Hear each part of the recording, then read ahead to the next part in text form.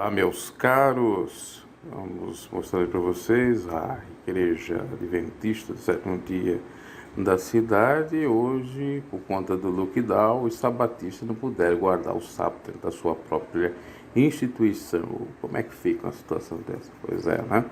Então tá aí os detalhes da Igreja da Ellen White, onde nós temos tantas outras coisas também que são faladas, um pouco controversas, como a questão do sono, da alma, como a questão do anjo Miguel e até mesmo do café. Vocês sabiam que eles proíbem o café? Tomar café? Ser viciado em café? Pois é, que coisa. Então tá aí a manifestação sobre a Igreja Adventista, que crê no advento de Cristo, que até mesmo a Ellen White no passado previu vindas de Cristo. Então tá aí as imagens da igreja, da Assembleia de Deus aqui da cidade, Assembleia de Belém, onde que eu visitava às vezes quando eu era criança ou adolescente, algumas festividades. Igreja de políticos, que quando tem um culto especial chamam os políticos todos em cima do púlpito, pregam e fazem o que bem entendem, dentre outras coisas o reteté, que também praticam muito, aquelas extravagâncias do neopentecostalismo. Detalhe que meu tio-avô, o meu tio, que era irmão da minha própria avó, ele era dessa igreja, ele era João, e foi um dos primeiros pioneiros da família a se converter a Cristo e ir para essa instituição da Assembleia de Deus, que outrora tinha uma doutrina mais coerente com a palavra de Deus. Hoje em dia é muita politicagem, dinheiro, Deus mamon, mentirada e por aí em diante. Tá aí o registro. Divisão da Assembleia de Deus do Belém, a Assembleia de Deus Madureira, que está aí. Um detalhe, foi fundada Paulo Leivas Macalão, já falecido, e que tinha inclusive amizade com os pioneiros da Assembleia de Deus original, vamos dizer assim, Gunavini e Daniel Berger. Olha, a diferença parece que não existe entre nenhuma das duas, ou se existiu foi no passado. Talvez o Paulo Leivas era contra a politicagem, ou contra o divórcio, alguma coisa assim, dividiu, criou o ministério. No fundo, hoje, atualmente, a Madureira, em alguns aspectos, ou em algumas congregações, está mais moderna do que a do Belém, é contra os usos e costumes da própria do Belém, enfim. E também tem convenção, onde que a família Ferreira domina, comanda, já por outro lado é a família do Wellington Bezerra, e assim essa Assembleia de Deus existe, como tantas outras ramificações da Assembleia original. Mais uma divisão da Assembleia de Deus, Assembleia de Deus Ministério Nova Vida. Pouca coisa eu consegui encontrar a respeito dessa instituição. Me parece que tem 25 anos de existência, deve seguir mais ou menos o que as assembleias seguem. Já passei próximo desta igreja em cultos e percebi que tem lá o linguajar do movimento pentecostal, uma igreja pentecostal. Tem lá a questão do mistério, do manto, do reteté, das profecias e por aí vai, conforme é o praxe, o costume dessas instituições. Igreja Batista Esperança, visitei algumas vezes essa instituição, principalmente quando ela estava próximo de casa. Ela preza por pregar a palavra, não crê necessariamente nos dons do Espírito, no sentido de, vamos dizer assim, milagres, aquela questão também pentecostal de falar em línguas. É uma igreja mais formal, não seria como é a Igreja Batista Renovada, por exemplo, que crê nos dons, e a pentecostal. E essa instituição trabalha com um sistema de células. Que seriam as células? O trabalho com a comunidade e a igreja, onde os ditos irmãos iriam se reunir fora da igreja, em casa, para estudo. Aí tem lá a questão dos 5 E's, o encontro, a exaltação, a edificação, eu e você e também o evangelismo. Curiosamente, eu me recordo certa feita de um indivíduo que, ao me dar aula de direção, isso quando estava fazendo a carteira de habilitação nacional, era batista e carregava a Bíblia. Eles são muito de carregar a Bíblia também. Então, igreja nova na cidade, local, fundada na cidade há uns 8 anos atrás, pouco mais do que isto, pentecostal, mais jovial para os jovens, fundada por ex-membros do Evangelho Quadrangular, da Igreja Batista Esperança e de outras igrejas locais.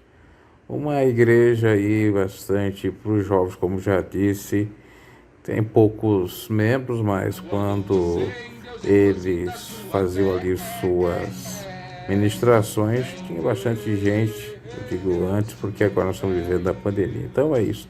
Mais uma igrejinha aí.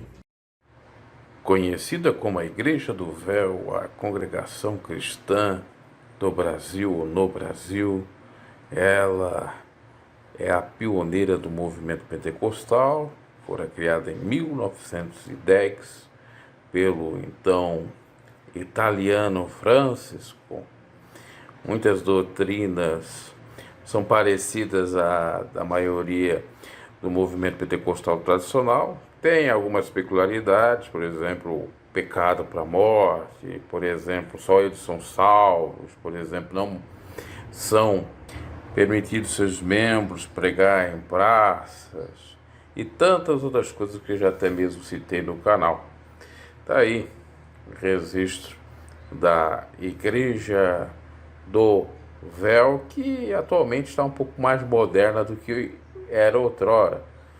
Agora está mais permissiva. A Igreja do Cunhado Edir Macedo, R.R. Soares, esta igreja que foi fundada na década de 80, uma igreja que tem algumas coisas boas, do tipo oração, do tipo pregação da palavra, mas por outro lado deixa a desejar, porque é mais uma neopentecostal. Tem muitas campanhas esdrúxulas do tipo: vamos fazer aqui a campanha da Arca de Noé, campanha de Naamã, e coloco lá uma réplica do Rio Jordão, as pessoas vão se banhar no Rio Jordão, coisa semelhante, sem falar, obviamente, de um pouco de teologia da prosperidade, de confissão positiva e outras coisas mais que subsiste, mas entre a do Edir Macedo e essa do R.R. Soares, eu fico com a menos ruim, que é do R.R. Soares, pelo menos tem palavra. Então é isso que a gente pode falar da Internacional da Graça.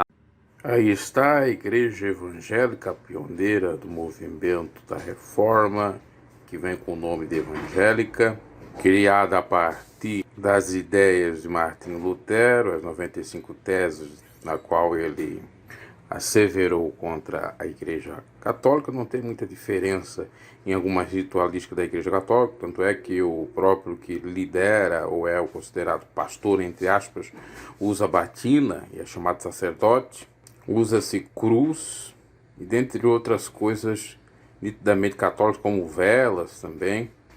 Só que é a pioneira de todas elas aí, mais de 500 anos de existência. Igreja Evangélica de Confissão Luterana. Aí para você as imagens dela na cidade, praticamente tem no Brasil inteiro. Aí está a Igreja Luz da Vida, formada, criada em 2000 por um casal de pastores na cidade de Balneário Camboriú. Depois começou a se espalhar em algumas cidades em Santa Catarina, voltada assim para o público mais jovem. Tem retiro de casais, tem encontro de casais, tem gincanas, enfim, várias coisas, teatro, enfim, tudo para atrair todo o público mais moderno, mais descolado. Tem igreja preta, tem a pregação coach, trazem as celebridades do mundo gospel para pregar nas suas igrejas. ex-jogadores ou futebolistas, e por aí vai. Bastante pra frentex esta instituição aí que acolhe todo mundo, uma igreja bem liberal. Então aí está as imagens da igreja do Valdemiro aqui na cidade, Valdemiro Pé de Feijão, e os pastores que aí estão seguem a mesma linha, aquelas aberrações, heresias do pano, da enxada, tudo em nome da fé. É dessa igreja que uma vez eu citei no canal, ocorreu um fato onde que o pastor estava fazendo uma volta em torno das ruas para a configuração das 7 voltas para cair a muralha de Jericó. E ele começava dizendo, eu determino, e eu arrependi de cara. Tudo não determina nada, nem a sua própria vida, como que ela vai ser. Quem determina é Deus. A última palavra de Deus, pare com essa heresia. Ele parou no mesmo instante. Então é dessa igreja aí que falta muito conhecimento bíblico, tem muita heresia, muita coisa equivocada do mundo neopentecostal. O evangelho quadrangular, evangelho criado por Amy McPherson. Eu digo evangelho porque ela criou até uma interpretação do evangelho com base no capítulo 1 de Ezequiel, onde fala sobre o rosto do homem, a águia, o boi, o leão, e lá seria Jesus Cristo, o homem, depois Jesus Cristo batizador, depois Jesus Cristo rei dos reis, e vai assim lá a interpretação. Essa Amy McPherson teve uma série de problemáticas na vida dela, enfim, essa igreja antiga, é de segunda onda, uma das pioneiras da segunda onda do movimento pentecostal. No Brasil, ela veio na década de 1950 e pouco. Então essa é a igreja evangélica ou a igreja do evangelho quadrangular, que tem uma doutrina bem frouxa também, mais para os jovens, parecida com muitas por aí. A instituição do Charlie Tress Russell aí para vocês, os salões ou salão das testemunhas, eles que proíbem transfusão de sangue, eles que proíbem o homem se alistar no exército, eles que proíbem também o povo ler a Bíblia tradicional, tem que ser a Bíblia deles, eles que também dizem que o céu é aqui, que só vai estar com Cristo 144 mil testemunhas. Lembrando que o Russell era um ex-presbiteriano que abriu essa instituição, torre de vigia também, a própria revista, jornal, etc., e que tem a ver com as instituições exclusivistas. Só eles são salvos, só eles estão certos, não existe outro tipo de pensamento, é assim que eles procedem. Sem falar que esse mesmo Russell já até previu a vinda de Cristo. E eles continuam sendo a grande turma aí que evangeliza. Então, falar um pouquinho aí da Testemunha de Jeová. Igreja Pentecostal Unida no Brasil advém da Igreja Pentecostal Unida dos Estados Unidos, criada em 1945, uma igreja que não é trinitariana e sim unicista, uma igreja unicista e pentecostal. Ela foi formada com a fusão de duas igrejas norte-americanas, uma intitulada Assembleia Pentecostal de Jesus Cristo e a outra Igreja Pentecostal Incorporada, alguma coisa assim. Essa igreja até tem um sistema um pouco mais liberal, vamos dizer, no sentido da própria governança, ou seja, cada congregação vai se mantendo como dá, não precisa depender de outras. E ela tem uma questão pentecostal parecida com as demais, só que a diferença que é unicista.